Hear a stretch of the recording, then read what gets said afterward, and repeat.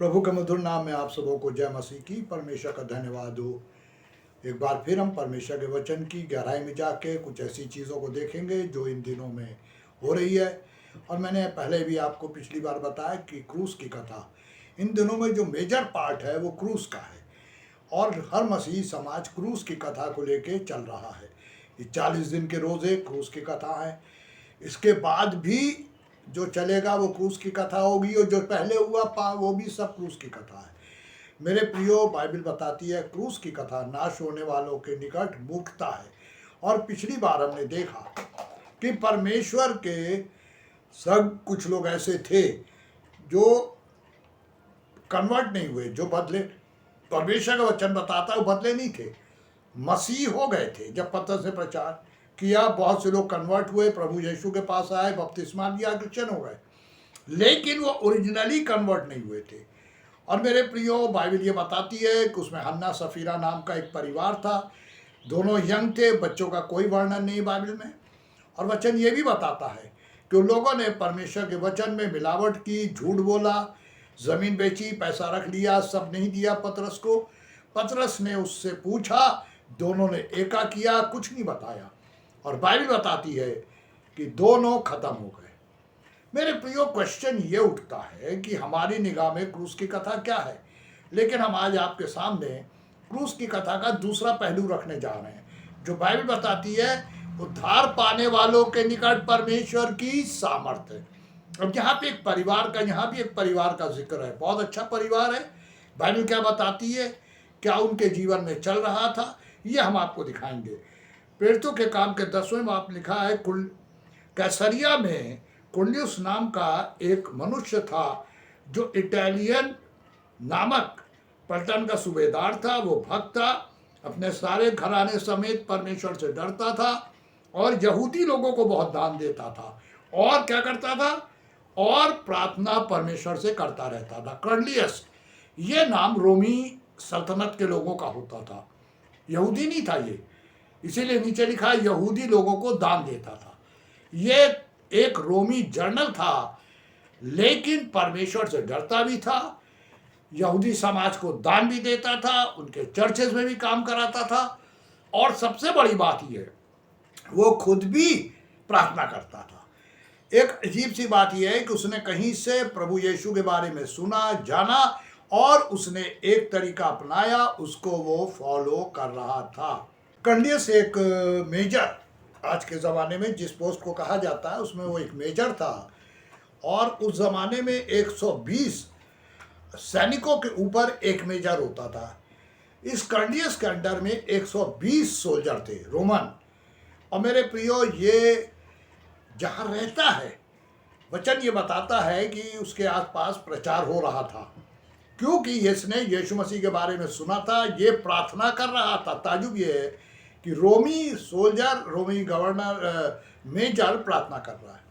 और बाइबल ये बताती है कि जब वो प्रार्थना करता था तो उसने दिन के तीसरे पहर के निकट दर्शन में एक रूप को देखा कि परमेश्वर का एक स्वर्गदूत उसके पास आकर कहता है, कुर्नेलियुस, जो लोग प्रार्थना करते हैं परमेश्वर की मैसेज उन तक जाती है। लेकिन मेरे प्रियो, ये वो प्रार्थना होती है जिसे परमेश्वर पसंद करते हैं। अब कुर्नेलियुस कब से प्रार्थना कर रहा है इसका वर्णन नहीं है, पर ये एक प्रेयर वॉरियर था, प्रार्थना करने वाला इंसान। जो भी इसने सीखा होगा, जैसे भी सीखा होगा, बाइबल में ऐसा वर्णन नहीं है। लेकिन एक अजीब सी बात जो मुझे दिखाई पड़ रही है, शायद आपको भी सोच में हो, कि वो जब प्रेयर कर रहा है तो एक रूम में अकेले होगा और एकदम से एक दूत आ गया। अब जनरली हम आप बैठे हो एक कमरे में और कोई दिखाई पड़े तो क्या होगा। चेले भी जब नाव में जा रहे थे और यीशु मसीह को पानी पे चलते हुए देखा तो भूत भूत चिल्लाने लगे। जो यीशु मसीह के साथ थे वो मालूम था ये मिरेकल होते हैं। लेकिन कुर्नेलियुस डरा नहीं, वचन में कहीं नहीं लिखा वो डरा। कुर्नेलियुस को एक दूत दर्शन देता है और कुर्नेलियुस से क्या कहता है, उसने उसे ध्यान से देखा और थोड़ा डर कर कहा, हे प्रभु क्या है। ऐसा नहीं कि चुप हो गया, गिर पड़ा, ऐसा कुछ नहीं, थोड़ा डर कर कहा, हे प्रभु क्या है। मेरे प्रियो, फिर वही बात हुई, क्रूस की कथा नाश होने वालों के निकट मूर्खता है, उद्धार पाने वालों के निकट परमेश्वर की सामर्थ्य है। हनन्याह सफीरा क्रिश्चियन थे, कर्लियस रोमन है। वो बर्बाद हो गए, वो भी प्रार्थना करते थे, ये भी प्रार्थना कर रहा है, पर फर्क क्या है? उनको पतरस की सिर्फ एक डांट ने हमेशा के लिए मौत दे दी। यहाँ पे लिखा है स्वर्गदूत आ गया, लेकिन बाइबल कहती है स्वर्गदूत के आने के बाद कर्निलियस थोड़ा डरता है। परमेश्वर का स्वर्गदूत बातचीत करता है और परमेश्वर का दूत ये बताता है कर्निलियस को कि अब उसे करना क्या चाहिए। मेरे प्रियो, फिर मैंने कहा क्रूस की कथा, नाश होने वालों के निकट मूर्खता है। हन्ना सफीरा चले गए। कर्निलियस भी एक गैर कौम का है, लेकिन परमेश्वर से डरता है, परमेश्वर को प्यार करता है, प्रार्थना करता है। और प्रार्थना वही आदमी करता है जो परमेश्वर को प्यार करता है, बातचीत करता है परमेश्वर से। और तब उसने दर्शन में एक दूत को आते हुए देखा। दूत उससे बातचीत करता है, कहता है हे कर्निलियस, तेरे दान और तेरी प्रार्थनाएं परमेश्वर के यहाँ स्मरण के लिए पहुंची हैं।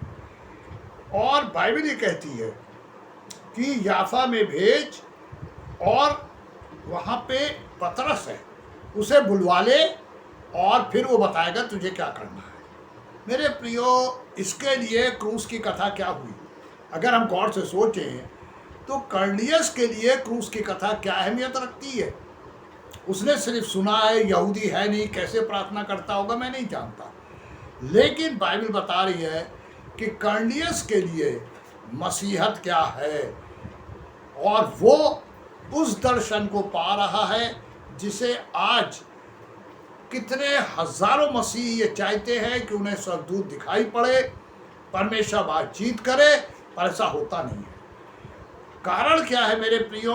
परमेश्वर की निगाह में उनके हृदय शुद्ध नहीं है, और इसीलिए ये चीज़ें ऐसी हो रही हैं। परमेश्वर इन दिनों में अद्भुत रीति से कार्य कर रहे हैं और चाहते हैं लोगों को बचाने। परमेश्वर अपने लोगों की हमेशा सहायता करते हैं।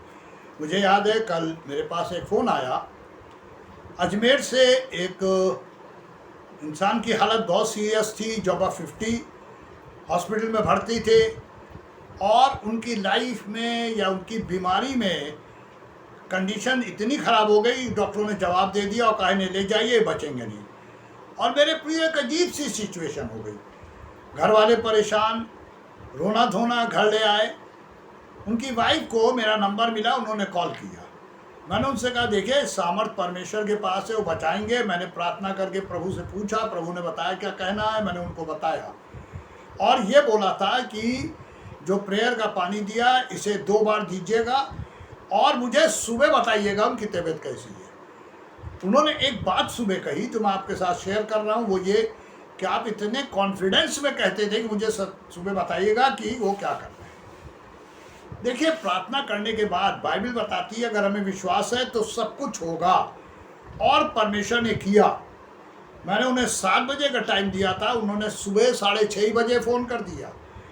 और जब मैंने पूछा क्या हुआ तो उन्होंने एक बात बताई कि वो उठकर बैठ गए हैं, और वो एक मिरेकल उस घर में ऐसा हुआ जिसकी वजह से उनका परमेश्वर पे विश्वास बहुत बढ़ गया। बाद में मुझे पता चला कि उनकी बेटी मुझे जानती है, उसने मुझे देखा नहीं है, लेकिन वो मुझसे वाकिफ़ है मेरे एक नाती की वजह से। मेरे प्रियो, परमेश्वर बहुत अद्भुत रीति से कार्य करते हैं, और वो चाहते हैं कि उनके बच्चे उन्हें पुकारें, वो सुने और जवाब दें। जब मैं सोने जा रहा था, परमेश्वर की जब आवाज़ आई बेटा उनके लिए दुआ करके सो, मैंने फिर दुआ की और मैंने पूछा प्रभु ने कहा आराम से सो जा, सुबह तुझे एक अच्छी न्यूज़ मिलेगी। और मेरे प्रियो, परमेश्वर ने वो न्यूज़ दी, और उसके बाद जब प्रार्थना में थे सिर्फ दिल से धन्यवाद निकल रहा था, क्योंकि परमेश्वर ये काम कर रहे हैं। बहुत से लोग प्रार्थना के लिए, प्रेयर के लिए बताते हैं, और हम उनको बताते भी हैं कि क्या करना है, क्योंकि ये अगुवाई परमेश्वर की ओर से होती है। अब यहाँ कर्निलियस के लिए क्रूस की कथा आशीष का कारण बन गई। वो उद्धार पा गया, पूरा परिवार उद्धार पा गया, और परमेश्वर ने उनको आशीषित किया। तो अब चुनने का काम परमेश्वर ने मुझको और आपको दिया हुआ है। कर्नेलियस जो परमेश्वर से डरता था और परमेश्वर से प्रार्थना करता था, उसका जीवन ही नहीं आशीषित था। मैं एक खास बात और आपको दिखाना चाहता हूँ, जो बहुत मेरे लिए भी बहुत आशीष का कारण है। यहाँ पे एक आयत है कि वो जिस घर में रहता था वहाँ पे उसके पास जो सेवक थे उनके बारे में लिखा है कि उसने 2 सेवक जो उसके पास उपस्थित रहा करते थे उनमें से एक भक्त सिपाही को बुलाया। आप पढ़ेंगे तो लिखा है सिपाही के पहले भक्त था वो। जाने कर्नेलियस की लाइफ की टेस्टमनी उस सिपाही पर भी आ गई थी, इसीलिए उसने, बाइबल कह रही है, उसने भक्त सिपाही को बुलाया और याफा भेज दिया। दूसरे को नहीं बुलाया, एक को जो भक्त था। जाने वो कर्नेलियस की लाइफ को बड़े गौर से देखा करता होगा। और जहाँ तक मैं सोचता हूँ कि जिस तरह कर्नेलियस प्रार्थना करता था वो भी उस वक्त प्रार्थना करता होगा और उसके जीवन में प्रभु यीशु का कार्य हुआ। और वचन ये बताता है कि अद्भुत तरीके से उस इंसान ने प्रभु को स्वीकार किया होगा, नहीं वरना उसके लिए भक्त वर्ड नहीं होता बाइबल के अंदर। मेरे प्रियो, क्या क्रूस की कथा में हम भक्त बन पाए? क्योंकि बाइबल ये कहती है भजन संहिता में कि परमेश्वर ने भक्त को अपने लिए अलग रख छोड़ा है। अब परमेश्वर भी भक्त को अलग कर देते हैं। तो हमारे जीवन में जो सबसे अहम बात है, क्या हम भक्त लोग हैं? अब ये कर्नेलियस रोमन है, एक मेजर है, बहुत बड़ी पोस्ट में है, उसके बाद भी वो परमेश्वर से डरता है, प्रार्थना करता है और उसकी वजह से उसका सेवक भी, कई होंगे पर एक सेवक परमेश्वर से डरता है और उसको इसीलिए बाइबल बताती है भक्त था। मेरे प्रियो, परमेश्वर के अनुग्रह में काश हम लोगों के लिए वचन ये गवाही दे कि हम लोग भी परमेश्वर के भक्त हैं। भक्त का मतलब वो जो भक्ति में लौलीन रहे, मैक्सिमम समय वो भक्ति करे, स्तुति करे, वंदना करे। बाइबल कहती है परमेश्वर हमसे सिर्फ भक्ति चाहते हैं, धन्यवाद चाहते हैं, स्तुति चाहते और कुछ नहीं चाहते। सोचने का काम हमारा है कि हम क्या परमेश्वर को अर्पित कर रहे हैं। अगर हम परमेश्वर के संग भक्त के रूप, परमेश्वर के भक्त के रूप में अगर हम चलेंगे तो परमेश्वर हमें आशीष देंगे। मेरे प्रियो, बहुत ज़रूरी है क्योंकि समय बहुत कम बचा है। हम सब जानते हैं क्या हो रहा है युद्ध में। अगर एटॉमिक युद्ध हो गया तो पता भी नहीं चलेगा हम सब कब साफ हो गए, क्योंकि बाइबल ये बताती है कि अंत के दिनों में क्या भयंकरता होने वाली है। और आज हम चूँकि पढ़े लिखे हैं, सब न्यूज़ देख रहे हैं, सबके पास मोबाइल हैं, टीवीज़ हैं और लोग जान रहे हैं कि हम किन परिस्थितियों से निकल रहे हैं। अब इस समय बस एक चीज़ है जो हमें बचा सकती है, वो है परमेश्वर और उनका हाथ। बाइबल कहती है मैं तुम्हें किसी ऐसी परीक्षा में नहीं पढ़ने दूंगा जो सहने से बाहर है, पढ़ोगे मैं निकाल लूँगा। मेरे प्रियो, परमेश्वर में बचाने के लिए तैयार हैं। शर्त यह है कि हम एक सच्चे सेवक हो, एक सच्चे भक्त हो और परमेश्वर के वचन और सेवकाई में लगे रहें। समय कम है, हमें तैयार हो जाना है इससे पहले कि ये सब गुजरे और हम सोचे हम तैयार हैं और बाइबल कहती है ही छोड़ दिए जाएंगे।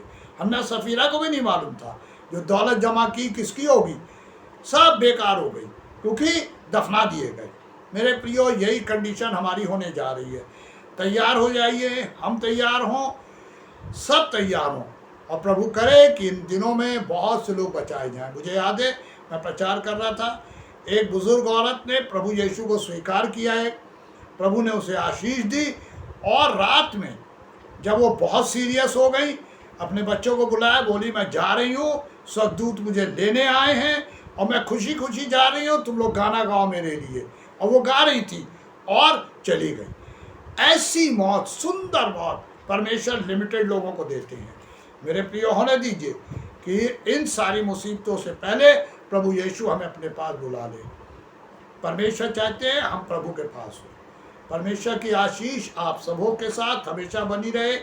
कभी भी कोई आवश्यकता होती है, मेरा मोबाइल 2 नंबर फ्लैश होता रहता है, कॉल कर सकते हैं। प्रार्थना में हम आपके संग होंगे। सब कुछ परमेश्वर के पास। प्रभु की आशीष आपके ऊपर, आपके परिवार पे उतरे। आमीन।